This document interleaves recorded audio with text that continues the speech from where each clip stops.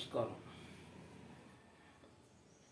జాతక చక్రంలో అందరూ జ్యోతిష్యులను కలిసినప్పుడు మీ జాతక చక్రంలో 2, 7, 12 భావాలు బాగుండాలి.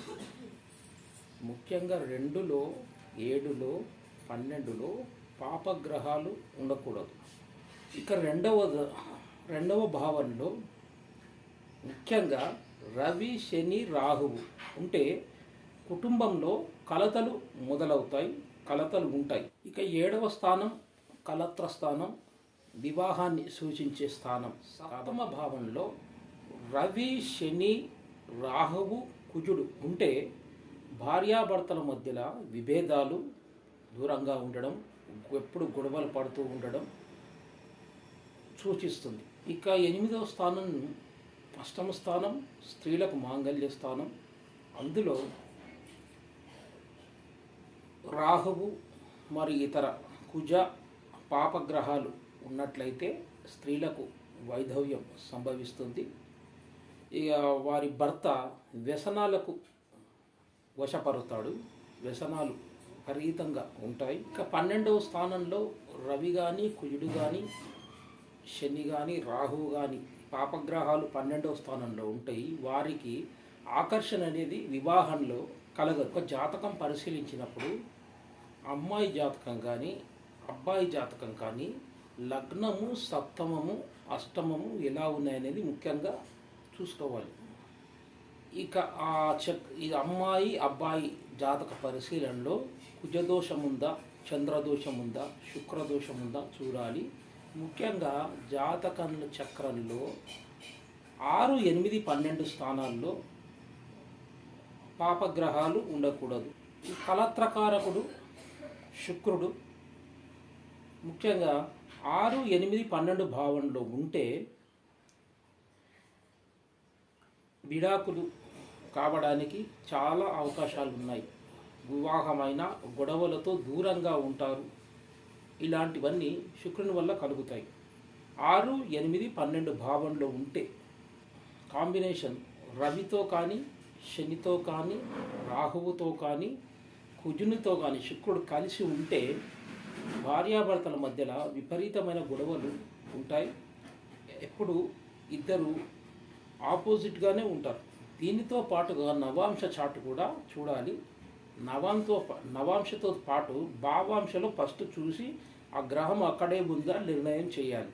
శుక్రుడు 6వ స్థానంలో ఉన్న దోషం కలుగుతుంది, 8వ స్థానంలో ఉన్న దోషం కలుగుతుంది, 12వ స్థానంలో ఉన్నా కూడా దోషం కలుగుతుంది. అదే శుక్రుడు శనితో కానీ, రవితో కానీ, రాహువుతో కానీ కలిసి ఉండరాదు.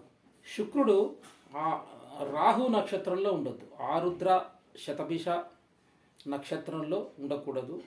ఇక అశ్వని, మూల, ముఖ నక్షత్రాల్లో శుక్రుడు ఉండకూడదు. నక్షత్రాలు మృగశిర, ధనిష్ట, ఇక అశ్వని, ముఖ, మూల, కేతు నక్షత్రంలో ఉండకూడదు.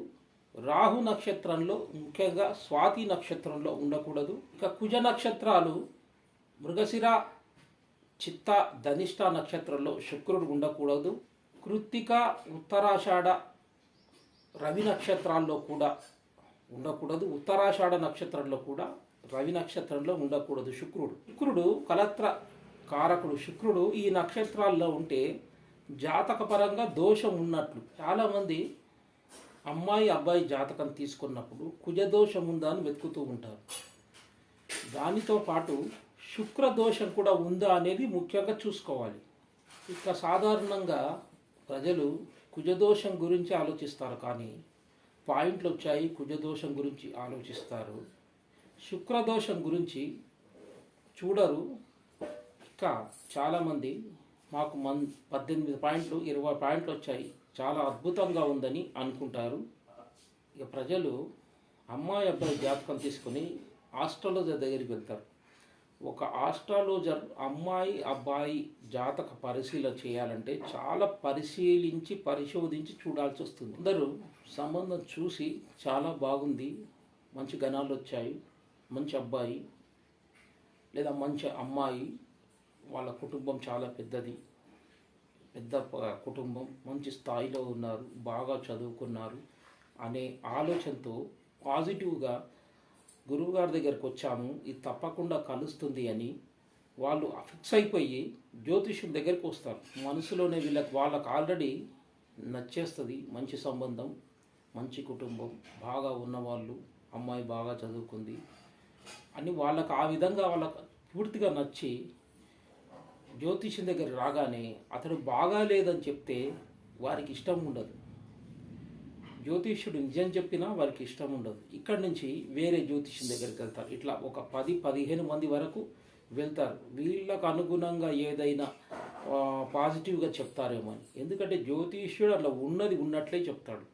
అయితే అది వీళ్ళకి నచ్చదు. అప్పుడు ఏం చేస్తారంటే వీళ్ళు కాలేదని మళ్ళీ ఇంకో దగ్గరికి వెళ్తారు. అప్పుడు ఆ జ్యోతిష్యుడు ఈ క్లయింట్స్ అందరి దగ్గరికి వెళ్ళి ఇంత ఇంత file doctor diagnostics testing papers లాగా ఇన్ని పట్టుకొని తిరుగుతారు.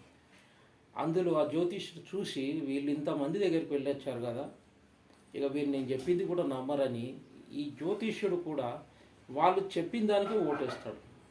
అది బాగా లేకున్నా బాగుందని చెప్తాడు. ఆల్రెడీ అమ్మాయి అబ్బాయి ప్రేమించుకొని ఉంటారు. ఏదో కొన్ని కారణాల వల్ల తప్పనిసరి వివాహం చేయాల్సి వస్తుంది.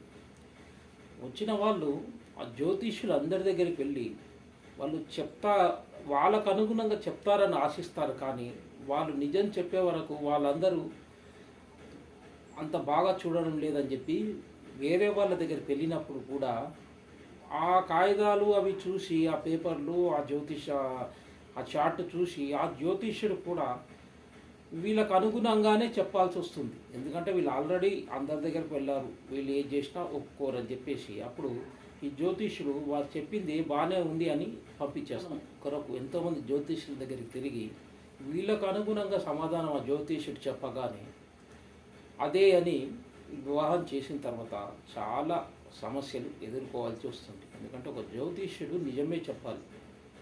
ఒక ప్రజలు క్లయింట్ కానీ జ్యోతిష్యుడి దగ్గరికి వచ్చినప్పుడు మాకు నిజం చెప్పాలని అడగాలి, కానీ వాళ్ళకు అనుగుణంగా చెప్పండి, మాకు అనుగుణంగా మార్చండి అనడానికి శాస్త్రం ఒప్పుకోదు.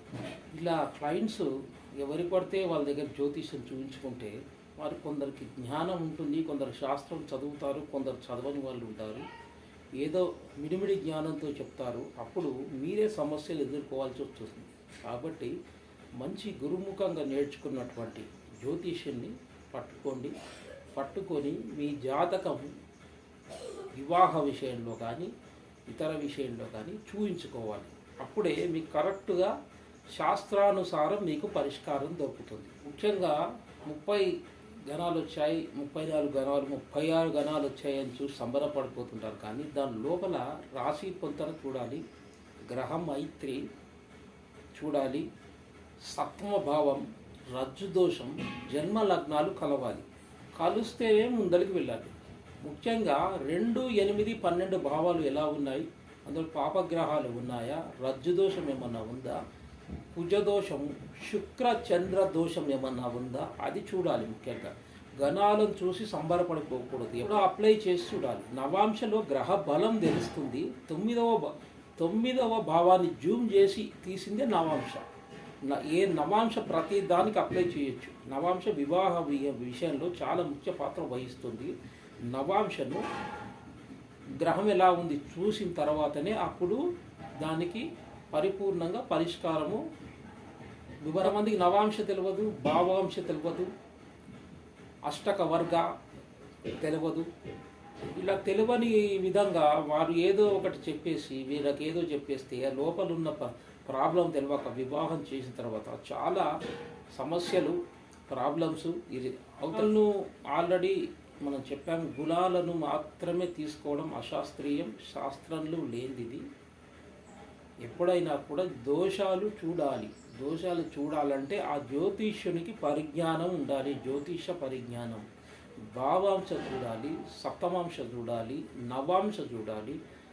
అవి చూస్తేనే తెలుస్తుంది. ఇవి అన్నీ చూసి 6, 8, 12 భావాలు ఎలా ఉన్నాయి, 7వ భావం ఎలా ఉంది, మాంగళ్య స్థానం ఎలా ఉంది చూసిన తర్వాతనే మిడిమిడి జ్ఞానంతో ఈ గణాలను మాత్రమే పరిగణనలోకి తీసుకొని అశాస్త్ర 7వ స్థానం, 12వ స్థానం, 2వ స్థానం బాగుంటేనే వివాహం నిలబడుతుంది. లేదా విడాకులు పరంగా ఇవన్నీ చాలా ముఖ్యంగా చూసుకోవాలి. ముఖ్యంగా కుజదోషం, చంద్రదోషం, శుక్రదోషం ఇవి చూసుకొని ముందరికి వెళ్ళి వారికి కరెక్ట్గా వివాహ పొంతన చెప్పాలి. ఇక ప్రజలు ఈ గణాలను మాత్రమే పరిగణనలోకి తీసుకుంటే వాళ్ళు మోసపోయినట్టే అవుతుంది. ఎందుకంటే జ్యోతిష్యుడు కూడా ఇవన్నీ చెప్పాలి.